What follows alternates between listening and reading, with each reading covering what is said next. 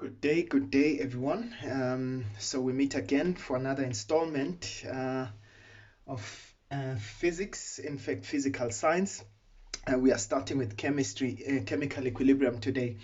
So if you haven't subscribed, please make sure that you hit that subscribe button. And please, you can always throw your comments on the comments section if you're satisfied with the lesson. And if I always appreciate feedback, by the way. And if you need to get in touch with me, my email address is available. That's mlungisi.m.nkosi@gmail.com.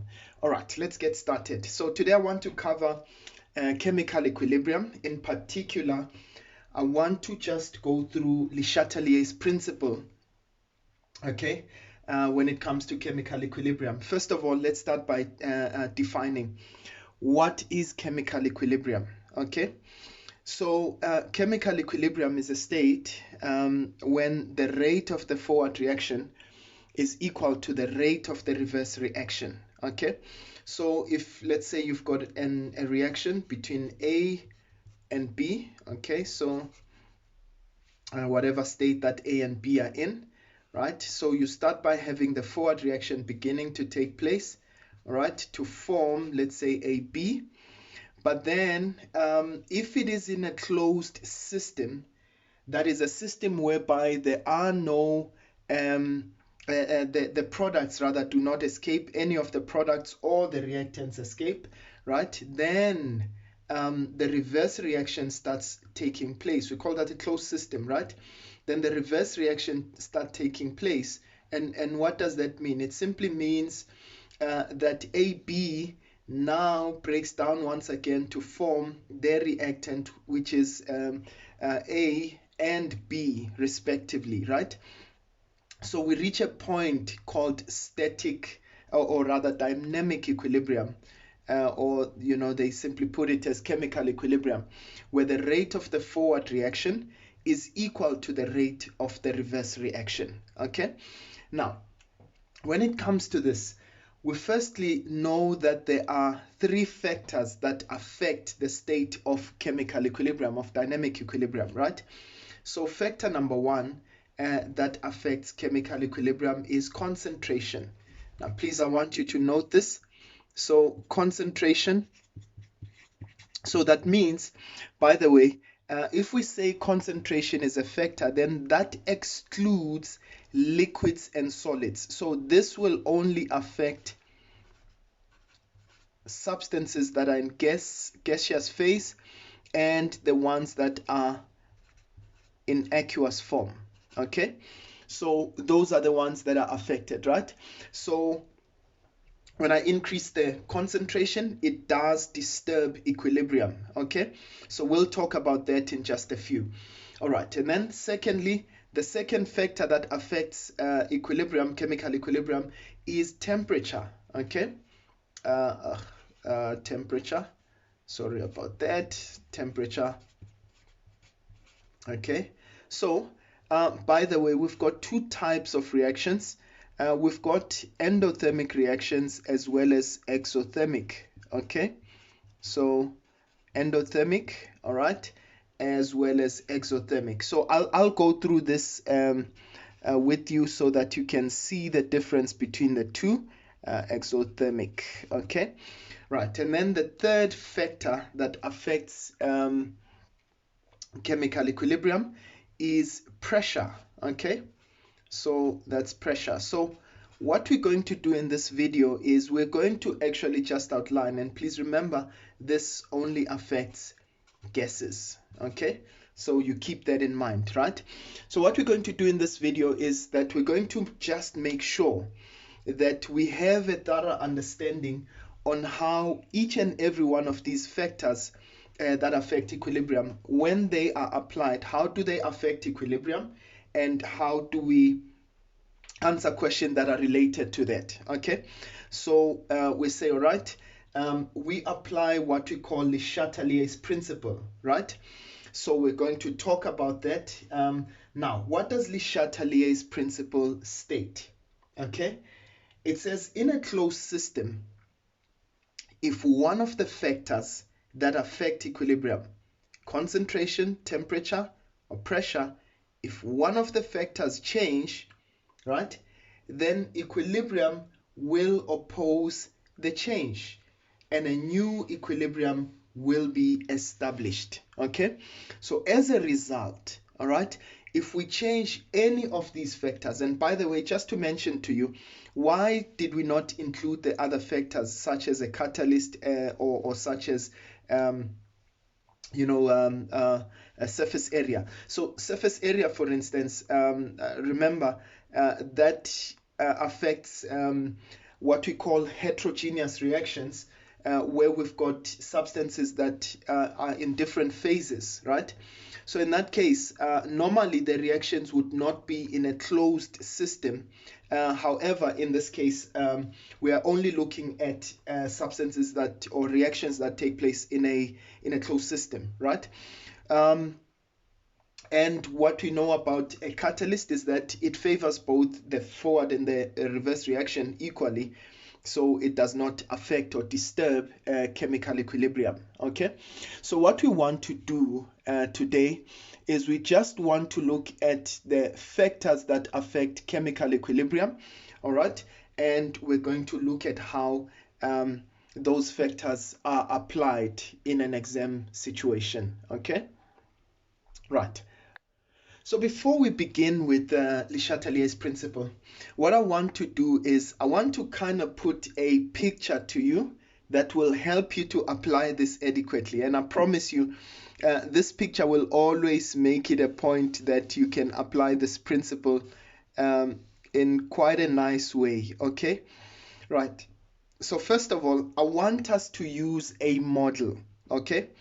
By the way, for those of you who are teachers, just remember a model is never perfect.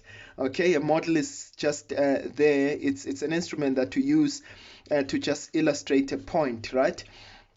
Okay, so I'm going to use a model of a seesaw. Okay, right. Now I want you to think about it, right? So if we have a seesaw, let's assume that the people that are climbing onto the seesaw have got equal mass, right? And let's put a big gigantic ball in the middle. Okay, so there's my big gigantic ball there. All right, and this ball, this is what we're going to use this ball for. Whenever a situation arises that's going to cause the seesaw to either tilt either way, we're going to use this ball to actually try and solve or to try and correct whatever challenge there is. Okay, you'll understand me in just a few. Okay, so in this case, so if I've got two people that are on a seesaw, let's assume that they are equal in mass, and therefore as a result, what will happen? They will just remain there and they will be at equilibrium. I want you to think about that, right? So it means that when they are at equilibrium, it means my seesaw is basically level. Okay, so there they are sitting there. They're not going to push, they're not going to pull, they are just going to remain there. So this system is level, it's at equilibrium, and as a result I can simply say it is balanced, right? Now I want you to think about it. If I were to now make a change, now please listen carefully. If I were to add another child here onto this side, okay, right, now I want you to imagine what would happen to the system. I know that you already are imagining. So there would be a disturbance, isn't it? I've added something this side, and what does it do? It now disturbs. So now my seesaw tilts in this direction. Okay? Now, in order for me to restore again equilibrium, I want it to be level again, right? So where should I push the red ball, our big red ball, in order to try and rectify the situation again? Right, you're quite right. We should push it to the right. Okay, so I add something here, and therefore I need to try and fix it, right? So where do I push the ball? I push it to the right. So if I push it to the right, unfortunately, I can't make animated, illustrations. So if I push the ball to the right, what will happen? It will actually try and restore that equilibrium again. So if you think about equilibrium, that's what equilibrium is trying to do all the time. Once there's a disturbance, equilibrium shifts. Okay, so in this case, this ball is going to illustrate the equilibrium shift, right?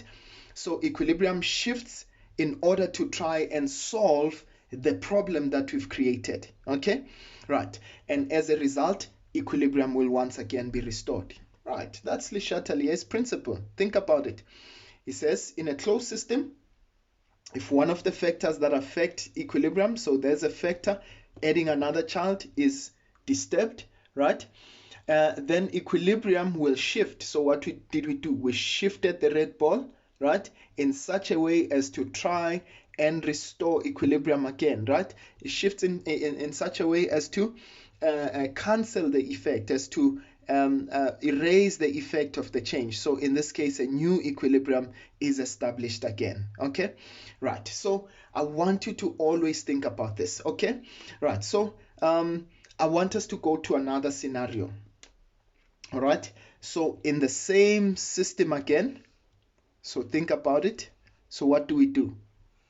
Let's say again we've got our two kids there playing, right? So there's our big ball again, right? Now, what would happen if I were to suddenly remove one of the kids? Okay, right? Let's say I remove this one. What happens? All right, equilibrium will be disturbed, and as a result, what happens? My seesaw will begin to tilt that way again, right? So I want to know, where do I shift the ball in order to restore equilibrium? Okay, right. So if I remove, right, look at this, I now shift to the left in order to try and restore equilibrium again, right? So that a new equilibrium will be established. Now, please, I want you to note, let's try and get something here. So when we added something, okay, you remember when we added the one child, right? What did we do? In order for us to restore equilibrium, we had to move away from where we added. Can you see? Right? So when I add on one side, I have to move away from where I've added in order to try and restore equilibrium. Can you see that? Okay. But when I remove something, okay, right, where did I have to shift the ball? I have to shift, in order to restore equilibrium, I have to shift to the side, all right, where I have removed, so that equilibrium is restored once again. Okay, right. So I want you to always be mindful of that. As we take some couple of questions, right, I want you to please note how I'm going to apply Le Chatelier's principle. All right, I want you to have this picture in mind. Okay, right. So let's take, for instance, a reaction wherein we've got nitrogen reacting with hydrogen, okay, and we form ammonia. So that's 2NH3. Okay, all of them, that's NH3, and all of them are in gas phase. Okay, both our reactants as well as our products are in gas phase, right? So now, what happens according to Le Chatelier? When I increase the concentration, let's say that we reached equilibrium, right? So when I add more nitrogen, how will that affect the amount of NH3 at equilibrium, right? So you're going to do the exact thing that we did, right? So I added more nitrogen, okay? So now my equilibrium is disturbed, right? So I've added concentration of nitrogen. So now equilibrium is disturbed. Equilibrium says, no, I need to get rid of this amount of nitrogen that you've now added, okay? So now the reaction that favors the reaction of nitrogen, the removal of nitrogen is then favored. So in this case, what happens? Then the equilibrium shifts to the right. You remember when we added, all right, equilibrium was disturbed. There was heaviness on this side. So to try and counteract the problem, so what did we do? We shifted the ball to the right to try and restore equilibrium. So we just like here, you added nitrogen, right? And then equilibrium was disturbed.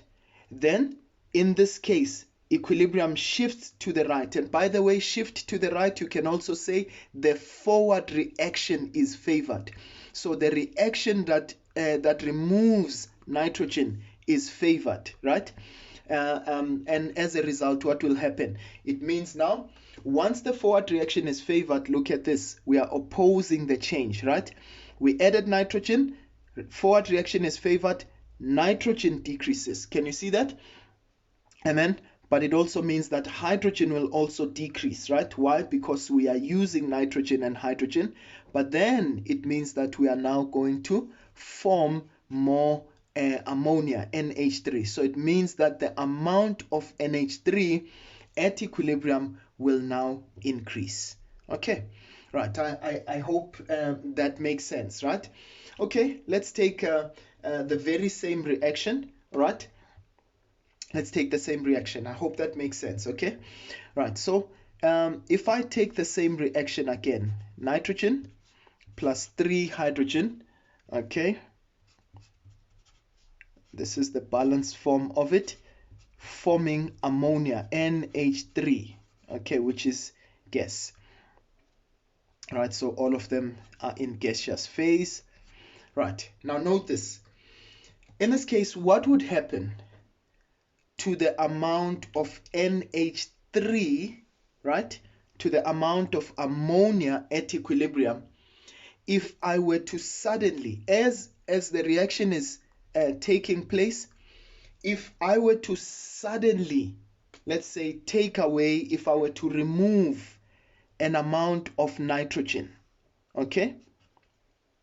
If I were to decrease nitrogen, what would happen, right? Equilibrium would say, whoa, whoa, whoa, you've just made a disturbance now, right? So now I need to try and counteract the problem. I need to try and undo what you've just done. What did we do? We removed nitrogen. So equilibrium says I have to now try and restore the amount of nitrogen that you've taken away. Can you see that? So which reaction would favor the formation of nitrogen? I want you to see, right? So in order for me to replace nitrogen, it means now equilibrium needs to shift to the left, okay? Or you can say, I need to favor the reverse reaction, okay? So when I favor reverse reaction, what happens? Then the amount of hydrogen will increase. Then the amount of nitrogen would increase. Can you see that? We undo what we've just done, all right? But then what would it do to the amount of NH3? Of course, this would decrease. Okay, right. So I want you to note, when you add on one side, you always shift away from that side, meaning that even if I were to add on this side, where would I shift? I'd need to shift to the opposite side, right? But when you remove on one side, you always shift towards the side where you removed, right? Why? Because you're trying to replace what you've removed, isn't it? So in this case, when we remove this child here, all right, we shifted our ball to the left-hand side, and as a result, equilibrium was restored again. All right, so I'm hoping that this illustration would actually make sense. So that is how we treat the factor of concentration. Okay, so we looked at concentration here, either removal or the increase of or the increase of certain substances. So I want you to please note that when we talk about concentration, please note that this will only affect gases, okay? And in this case, aqueous solutions. Okay, so what am I trying to say to you? I'm simply trying to say to you, if something is in solid form or is in liquid form, we will not treat it in this way. We will not use Le Chatelier. So meaning, if it's in solid form or it's in liquid form, Le Chatelier's principle for concentration will not be applicable in that case. All right, now I want us to quickly move on. I hope that makes sense. If you need more illustrations, what we'll do is that I'll try and give an example at the end, that is very practical. Okay, right, let's move on to another one. So factor number 2 is temperature, right? So what is the second factor that affects equilibrium? So factor number 2 is temperature. Now remember, when it comes to temperature, we've got two types of reactions, right? I did say this at the beginning, right? We said we've got two types of reactions. What type of reaction do we have? We've got endothermic reactions, okay? And we've got exothermic reactions. Now, please, I want you to note this. For those of you who do not understand what I'm about to say, right? Please, you have to watch my video on rates of reactions, right? So the video on rates of reactions has got this information. Now, you remember when we talked about endothermic reactions and we illustrated that for endothermic reactions, delta H, okay, is greater than 0. I want you to keep that in mind, right? And then for exothermic reactions, we know that delta H is less than 0, meaning delta H here is positive, okay, whereas for exothermic reactions, it is negative. Delta H is negative. Now, I'm going to do something now, and it just helps you with remembering. We always try to use aids and mnemonics, to try and remember stuff. So let's take a reaction for, as an example. Let's take the reaction, in fact, yeah, let's say if we've got CH4 plus oxygen, okay, which gives us carbon dioxide and H2O. Right, we need to make sure that this is a balanced reaction.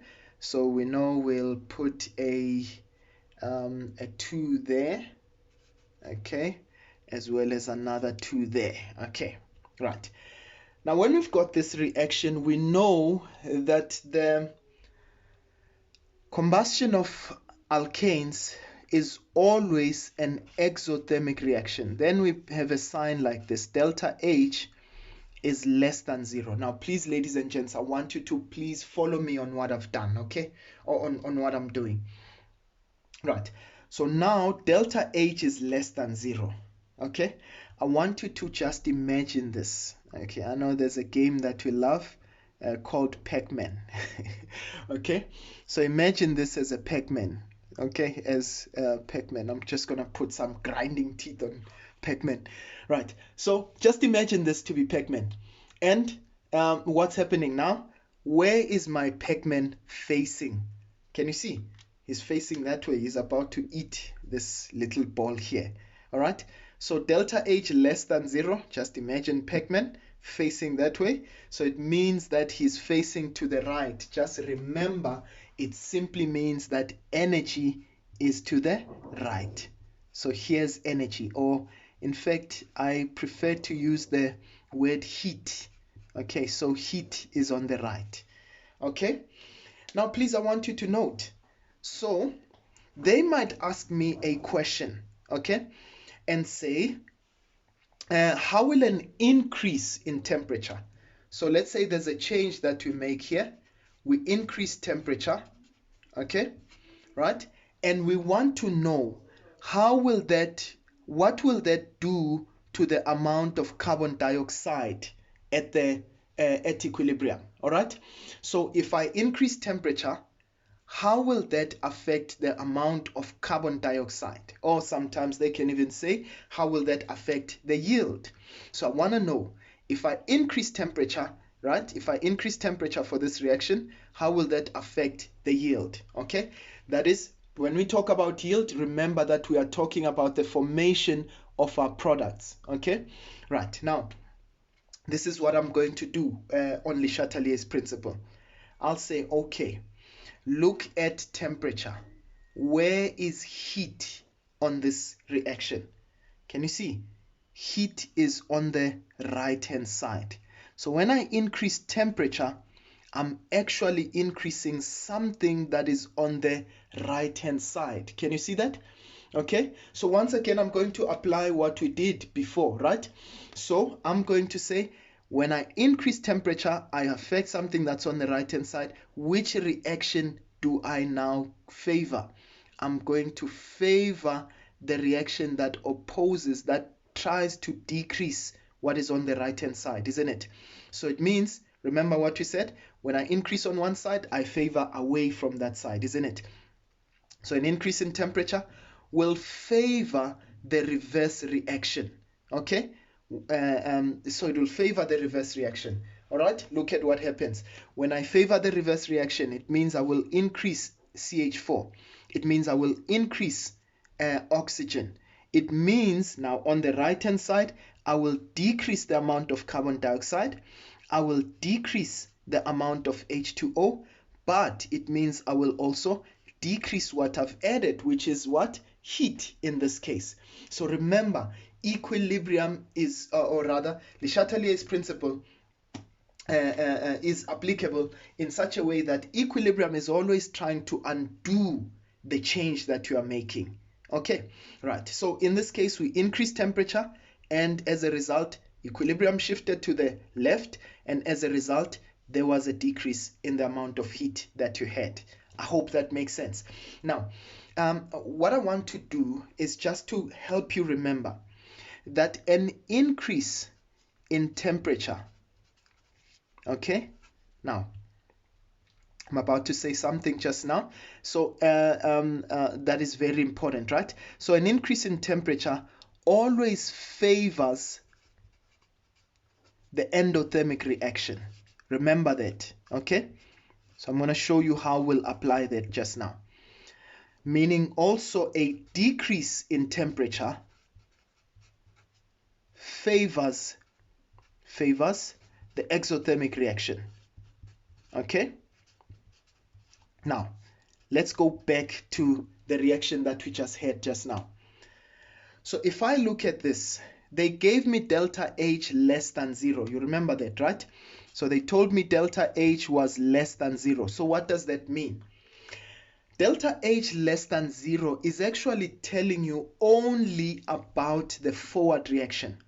So it means that my forward reaction, right, delta H less than 0, we said delta H less than 0 is exothermic. So it tells me that my forward reaction is exothermic. Okay, right? So in this case, it means my reverse reaction is therefore endothermic. You got that? Right? If I say forward reaction is exothermic, delta H less than 0, remember, this one only tells me about the forward reaction, right? So if my forward reaction is exothermic, then it means my reverse reaction is endothermic. Now, look at this. Let's interpret what's just happened. We said an increase in temperature favors the endothermic reaction. So look at this. When I increased temperature, what did it do? Said, hey, which one is the endothermic reaction? Ah, it's the reverse reaction. So as a result, the reverse reaction was favored. Are you with me? So when the reverse reaction was favored, it meant more CH4, more O2, and less of your reactants. Similarly, for this question, once again, what would happen if I were to decrease temperature for this reaction? All right. Well, we know a decrease in temperature will always favor the exothermic reaction, right? So that means, which one is the exothermic reaction? It means that it will favor the forward reaction, because my forward reaction now is exothermic. Okay, so I want you to always keep that in mind when it comes to temperature. All right, so when I have delta H greater than 0, it means that's an endothermic reaction, right? The forward reaction is endothermic, that is. Okay, so if I take a reaction such as this one, if we take calcium carbonate, okay, it forms calcium oxide plus carbon dioxide, right? Usually, okay, not usually, this is actually an endothermic reaction, delta H greater than 0. Okay, so usually this is solid, that is in solid form, and that's in gas form, right? So in this case, what will happen? So I will have, if I were to increase temperature for this reaction, I need to now find out, okay, so which one is my endothermic reaction? Okay, so I want you to remind yourself once again. There's my Pac-Man there. Okay, there's Pac-Man, and where's Pac-Man facing? Facing on that side. So where's heat? It means heat is on the left hand side. Can you see that? Okay, so an increase in temperature in this case would favor that reaction. Remember, when we increase on one side, we favor away from that side, isn't it? Okay, so but once again, we also do know that delta H greater than 0 means the forward reaction is endothermic, right?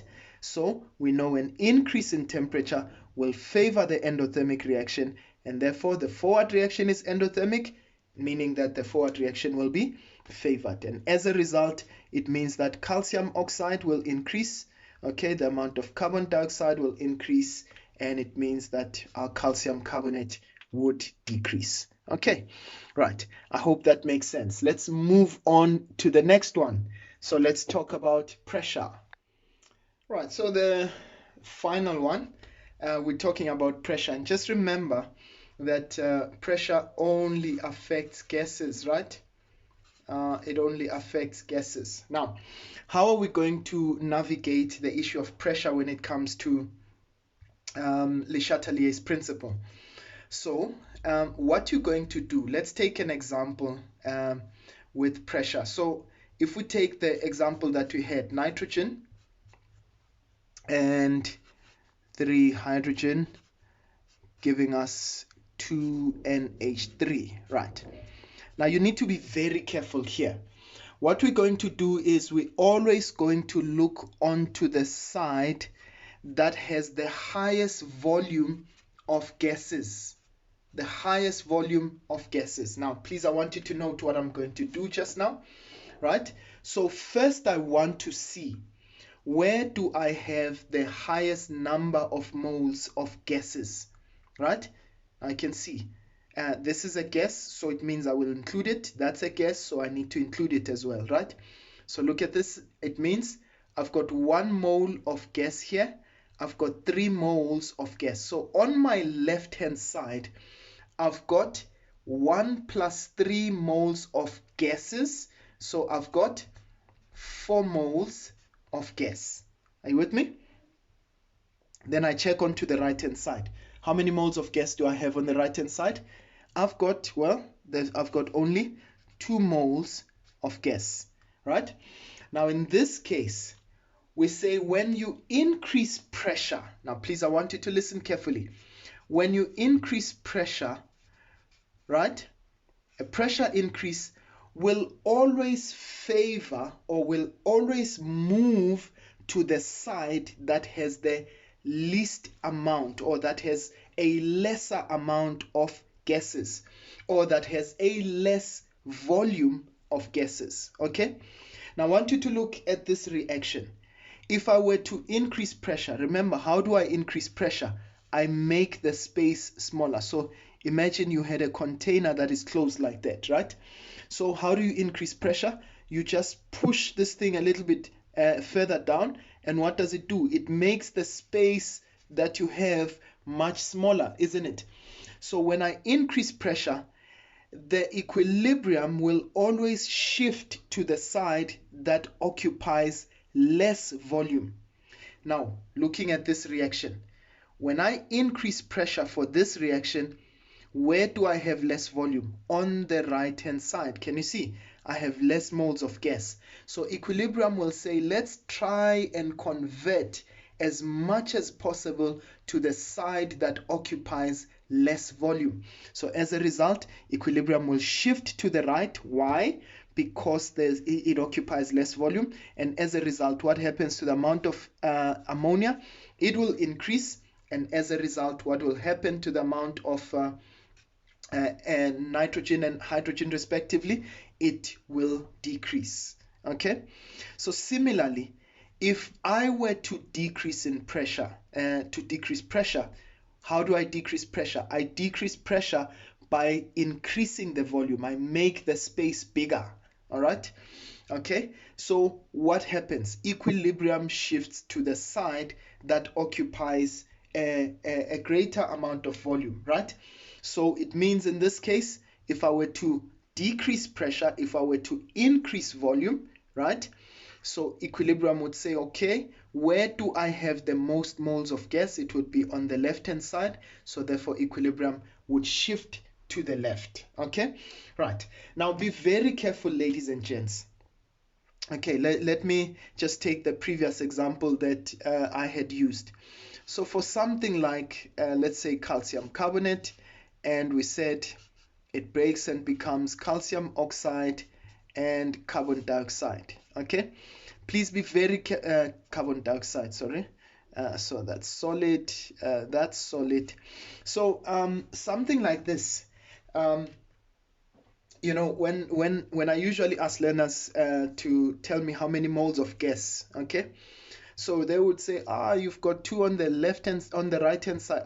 Please be very careful. You must note this will only affect gases, right? So you only count the number of moles of gases on your reaction, in your reaction, right? So in this case, how many moles of gas do I have on the left hand side? It means that it will be 0. Why? Because this guy is a solid. And by the way, even when you now look into applying it to a KC calculation, all right, that's what you need to always be mindful of. Okay, so that means in this case, I've got a solid on this side, so I've got 0 moles of gas. That's a solid as well, so I've got only 1 mole of gas. So it means that there's 1 mole on the right hand side, there's 0 moles on the left hand side. Now please, I want you to note, when I increase the pressure, okay, for this reaction, what happens? All right, so an increase in pressure, remember we said it will shift to the side that has a lesser amount of moles of gas, right? So where do I have less? 0 is definitely less than 1. So it means that I will favor my reverse reaction. Okay, so I'll favor the reverse reaction in this case. Why? Because there's no moles of gas, and as a result, it means that there will be less carbon dioxide and therefore more calcium carbonate. Okay, right. So I hope that makes sense. Right, so what I'm going to do is that in the next video, I'm going to show you how to apply these in an exam situation. All right, for now, I think we've covered just what we wanted to cover in terms of Le Chatelier's principle and how to apply it when it comes to our 3 factors. All right, and we'll do some more questions next time. Until then, thank you so much. Please throw a comment if you understood my illustrations. If you if you have some more questions or requests, please don't be afraid to even hit me up on my email. Otherwise, see you next time, ladies and gents. Sharp, sharp.